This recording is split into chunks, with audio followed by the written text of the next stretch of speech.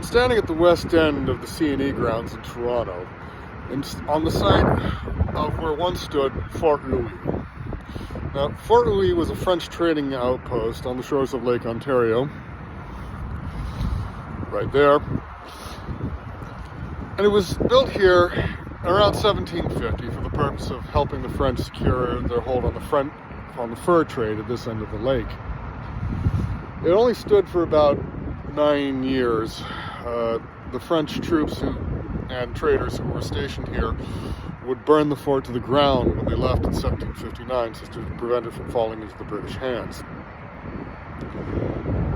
Not much happened here in the time that the fort stood.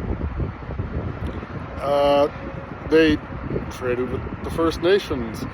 One of the few incidents that is recorded, it was the result of a clash of culture.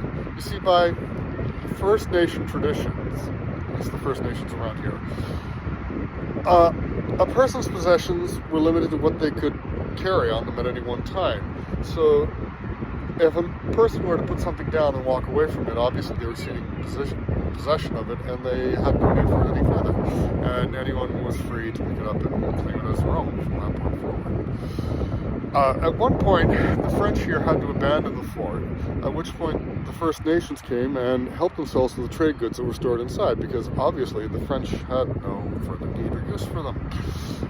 The French had a different view on the matter, let us say, and it caused some tension between the cultures, but everything was smoothed over in the end. Now, this site is significant for a couple of reasons. One is this is the oldest known European position in Toronto. There was another fort recorded on about a mile to the west of it, the mouth of the Humber River, and another one called the Grand Magazine, a little bit to the northwest of me from here, built probably around where Dundas Street and Bloor Street cross the Humber River, but the locations of both these forts have been lost to time. This is the only one we know about. Now, the significance of this fort extends far beyond anything that did or didn't happen here, but mainly down to the fact that it was here at all.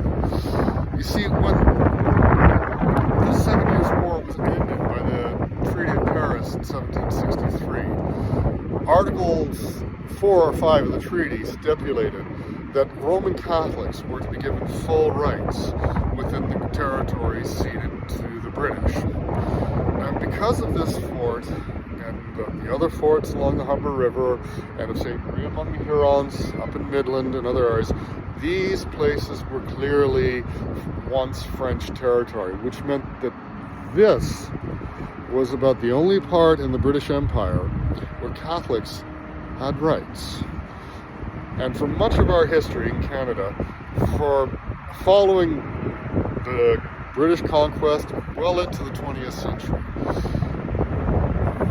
religious conflicts and differences between Catholics and between Protestants shaped much of what was to happen. And this humble little place played an important role in starting that problem.